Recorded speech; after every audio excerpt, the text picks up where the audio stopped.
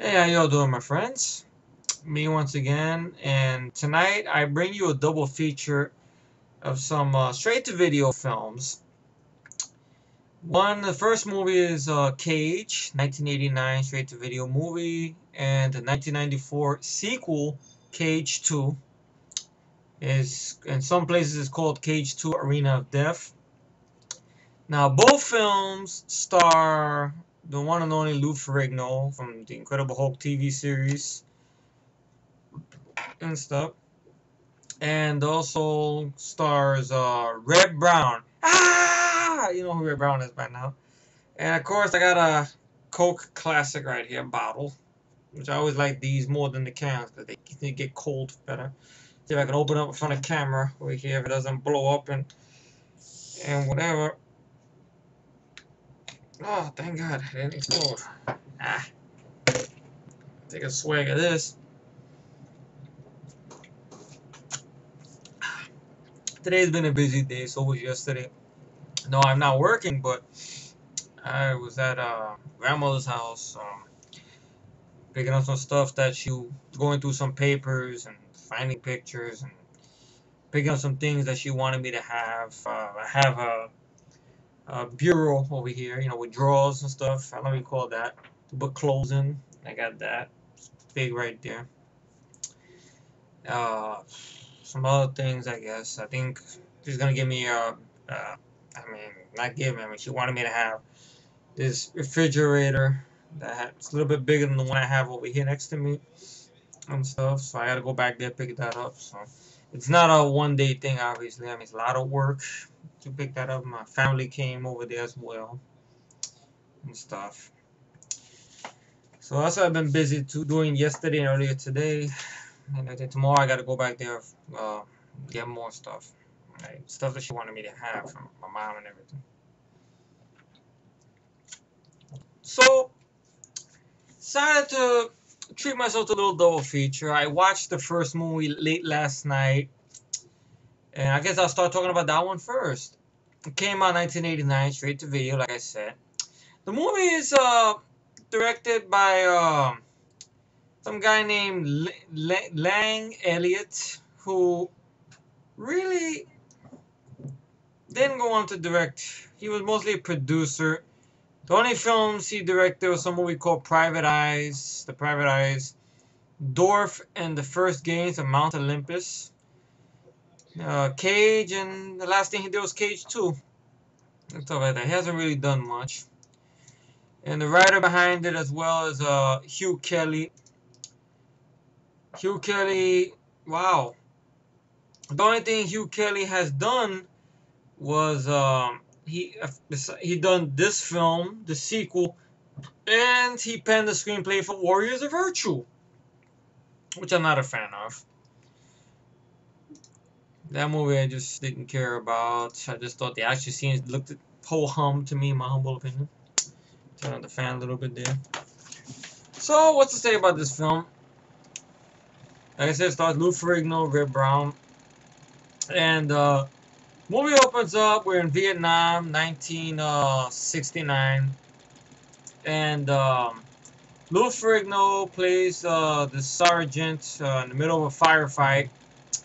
Sergeant Billy Thompson, and him and some of the guys in his platoon are trying to get to a pickup to an extraction point so they can get out of there, to go to the LZ and stuff, because they're being chased by the NVA, Vietnamese soldiers.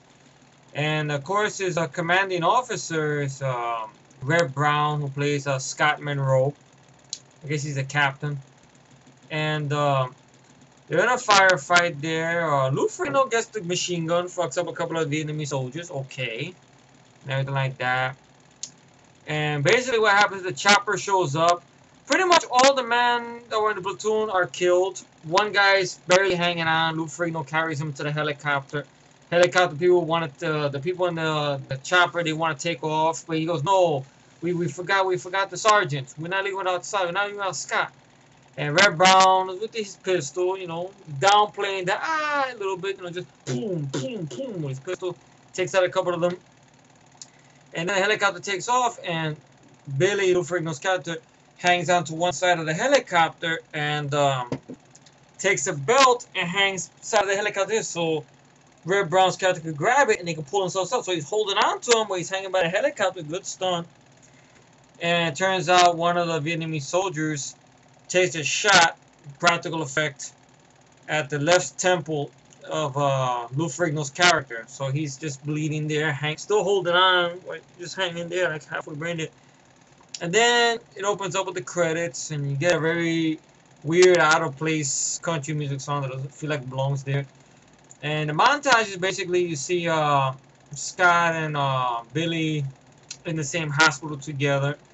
And it turns out, I guess, that Billy is going to be going through some changes, that he's not going to be the same, that he's kind of, that bullet wound kind of affected his temple and made him mentally retarded. To the point he has to learn how to walk again, he has to learn how to talk like a childlike. So Red Brown's character pretty much volunteers to take care of him, look out for him, man, because he saved his life in Vietnam and everything. They became good friends. So we fast forward, I guess years later now, is Los Angeles, 1989 at the time. And pretty much Scott and Billy, Scott takes care of Billy a lot. Scott opens a bar, and Billy comes in there with him. And they have this woman that works for Red Brown there. And then we also have some stuff going on here where you have these underground cage fights, who's ran by this guy named Yun, who's played by, I want to get the actor's name because this guy, you probably seen him before. If you won't know his name, but I bet you probably seen his face. James Shigeta, who he was Takagi, you know, the Japanese businessman, the one who from the Nakatomi building from the first Die Hard. And he was also the big bad guy who was running the show and The Drive, that Mark DeCasco's film. Not bad, not too shabby. I guess he's Hawaiian descent. But here I guess he's playing Chinese descent and everything. But decent actor. And one of his subordinates is actually Al Leong. You might remember him from a lot of films he's been in. He was the one that fought Brandon Lee in Rapid Fire. He's just been everywhere. Have you seen Al Leong? He was also in Die Hard as well, ironically. And you see there's a cage fight going on. He's got a fighter, some big heavy-set Asian guy, who I think that's the same Asian guy that fought Arnold Schwarzenegger in Red Heat, you know, at the beginning of the film, where he puts that hot coal in Arnold's fist. That guy, he's the main fighter. Not really a good fighter. It's more like brute strength. Like, he has a thing where he punches the shit out of people and breaks their face or whatever. But the fight scenes are not that spectacular, like Bloodsport or kickboxing or like that. It's just more low-key. And you have this gambler and his buddy, this guy named Tony, who's played by, I want to get the actor's name, because I thought these guys did a good job. Michael Dante. And his, I guess his buddy, his longtime friend, Mario, is played by Mike Moroff. Mike Moroff. You might remember Mike Moroff because he was that guy in RoboCop, the one that robs the store. You know, the guy, he goes, when RoboCop walks in, tells him, drop the gun, you're under arrest. He goes, fuck me, or they're a popular TV version. Why me? What? It's him. But he looks very unrecognizable because he has no beard, his hair is shorter and stuff. He's a good character. He's the buddy of Michael Dante's character, Tony. Basically, the character's name is go by nickname Lucky, but he's not very lucky. Every time he gets a fighter, he ends up losing the fight, and he owes money to another mob guy, and he also owes money to the guy running the show, Yon. So they give him a deadline, pretty much. He's got 10 days to pay back the money he owes and get a fighter, or if not, him and Mario are going to get killed. So they scramble, they go to the bar just to talk shit at the bar, and it turns out to be the same bar Red Brown owns, where Lou Ferrigno's there and everything. And they're doing their thing. Then and in walks in these gang members led by Banscom Ridgemont, who I always remember Banscom Ridgemont because he was the bad guy in Hard to Kill, the Steven Seagal flick. He was also one of the bad guys, I think, who Chuck Norris beats up in Hero on the Terror. He's been everywhere. You've probably seen Banscom Ridgemont. He was on that TV series with Lorenzo Lamas, Renegade, as well.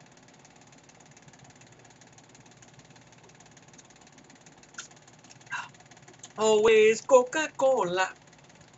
I can tell why people I drink this, I feel more in a good mood than when I drink it out of a can. I don't know why. Maybe because it's more cold and refreshing in a bottle. Glass bottle, that is too. I'm not gonna fuck with it all. Shit, out of my head. So they come in there, they make trouble, and Red Brown comes in. Now Red Brown, not the best actor. He's capable on certain stuff. You know, like on what, you know, a little bit of badassery, but not that far. Like, he's passable. I think that's the right word to use when it comes to Red Brown. Sometimes laughable with these dramatic moments. He comes in though, and his fight scenes are very precise. Like, you know, he's not a martial artist, obviously, but he's just ha ha ha ha ha ha. And then Lou Ferrigno, Billy's character. He's more like brute strength, kind of like the way he was as the Incredible Hulk, like a wrestler. Just he comes in there and knocks down a bunch of the guys. He knocks them down and shit. And Mario and Lucky, they witness this and like, oh, and maybe they have a solution to their problem. And they basically kick their ass, and Red Brown throws them out of his place. Then Lucky and Mario offer Red Brown's money because Red Brown's character, Scott Monroe, he's having problems with the bank because the bank wants to take his bar away from him or something because they're gonna foreclose or some shit. So he needs money, but he doesn't want to get involved in the cage fights or whatever. They ask him, "What about your friend Billy?" And he goes, "I make Billy's decisions. He doesn't want it either." So that happens there, and Lucky comes out with a real dumb idea in which he now gets a visit from the mafia guy, and they try to fuck him up. His buddy Mario Mike Moroff comes in and kicks their ass, and they get out alive. And comes up with an idea. He wants to talk to Banscom Ridgemont's gang member character there, a guy named Diablo. He has a tattoo or whatever. The one that Red Brown kicked his ass. I know, product placement, right? And basically, what happens is he tells them, look, burn down the bar, but nobody gets hurt. I mean, nobody. That's what Lucky says very clearly. Even his buddy Mario says the same thing. You know, we don't want murder. Just burn down the bar, so the guy has no choice. We can just come in there, we can make him a deal and stuff like that. So instead of Banscom Ridgemont doing it on his own, he sends his ignorant subordinate to do it and makes the big fuck up. Well, I think he did it on purpose as well. He gets into the place. The friend of Red Brown and Billy's there, the lady, a very nice lady who loans him money to help him get the bank off his ass. I mean, even though he doesn't want to take the money, but he takes it. Takes a Flambada cocktail bottle. I don't know how you call that shit. The bottle with the flame. Throws it in there. He runs out. It's a big explosion. She's killed. The police tell Red Brown's character, Lou Ferrigno's character, overhears it. Now, it's supposed to be an emotional moment, but unfortunately, Lou Ferrigno, or at least maybe Red Brown's, their acting coaches really didn't prepare them for it. So, if you see the clip, it looks off. Awful, maybe that's the right word to say, maybe. Because Red Brown is like he wants to laugh. Lou Ferrigno looks like he's trying a little bit, but I don't know, maybe it could have been maybe the director didn't use the right take or something, or like just one take and just went with it. But it looks weird though. It looks like they're trying to hold in the laughter, like they're really forcing it. That's not working. And stuff. Granted, when you cry, it's not supposed to be perfect, but I don't know. If you've seen the movie, you know what I'm talking about. I know we've seen clips with me, Matt, and Mike one time, and we just started laughing because it just looked off for some reason. And stuff like that. Maybe it's the limited experience or just gotta take time away from the gym and